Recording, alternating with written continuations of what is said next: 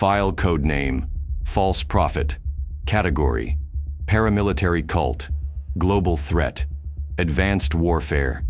Kane and the Brotherhood of Nod don't seek power for the sake of dominance. They seek absolute control over the future itself. And if history has proven anything, it's that those who chase utopia often leave a trail of corpses behind them. Nod operates in the shadows, spreading its influence through deception, misinformation, and absolute devotion to its so-called Messiah. But Kane is no god. He's a strategist, a man willing to sacrifice entire continents to prove a point. His weapon isn't just Tiberium, it's belief. And belief can't be punched. It has to be dismantled, piece by piece. The Brotherhood functions as more than a military force. It's a movement, a cult embedded in governments, militaries, and corporate infrastructures worldwide. Their command over Tiberium, an alien mineral that corrupts everything it touches, has made them both feared and revered. Nations have fallen trying to control it. Nod has weaponized it. Their greatest strength is Kane, a leader who defies time itself.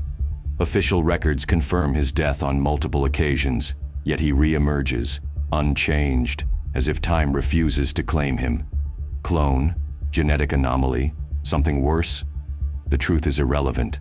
What matters is stopping him before the next war begins. And if Nod's influence has reached Gotham, the war has already started. If I'm going to neutralize Nod, I need to start by tearing apart their foundation. Kane's power is rooted in secrecy. If I take that away, I take away his advantage. Identifying Nod's hidden networks before they strike is the first step. That means tapping into encrypted communications, intercepting drone relays, and embedding moles within their sleeper cells. Using Wayne-Tech's quantum surveillance algorithms, designed to track meta-human activity without detection, would be repurposed to locate Tiberium-based anomalies. But intelligence alone won't be enough. I need to infiltrate their infrastructure, both physically and digitally. That means embedding false data into their network, feeding them misinformation, and turning their own operatives against each other. Nod thrives on loyalty, but paranoia fractures even the strongest foundations. A whisper of betrayal, a staged accident, and suddenly, trust erodes from within. Next, I dismantle their weapons before they have a chance to use them. Kane doesn't rely on conventional warfare. His greatest weapon is Tiberium. Nod's advancements in Tiberium-enhanced technology make their arsenal unpredictable.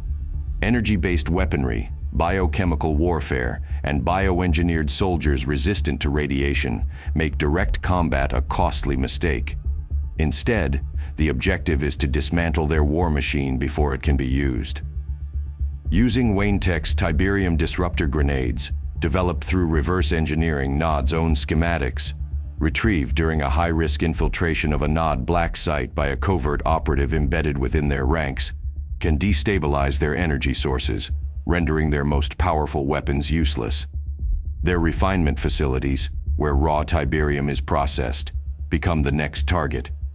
Destroying the supply chain will force Nod into logistical collapse before a single battle is fought. Kane's greatest strength isn't Tiberium, it's the illusion of his invincibility. Nod's faith in him is absolute because he always returns.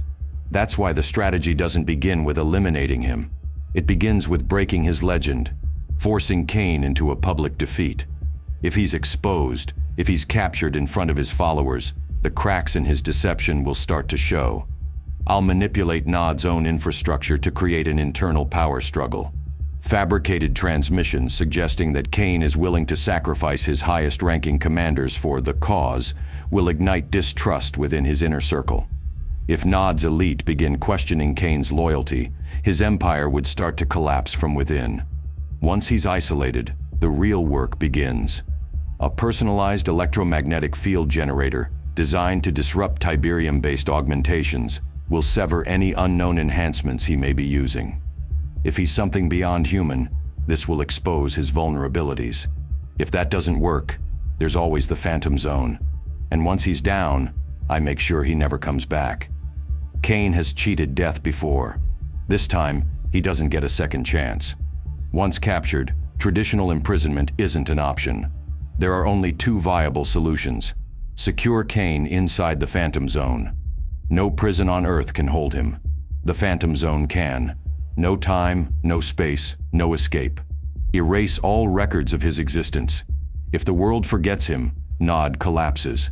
No more prophecies, no more resurrection. Kane becomes nothing more than a myth. If Nod persists after his fall, the final step is ensuring they never rebuild.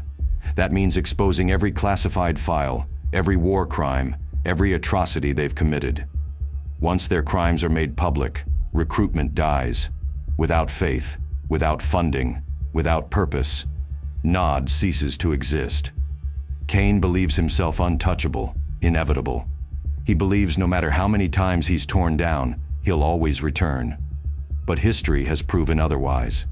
Every empire, every leader who thought they were eternal, met the same fate.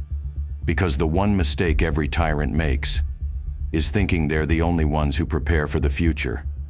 Kane doesn't represent a man, he represents a movement. And movements don't need armies to be dangerous.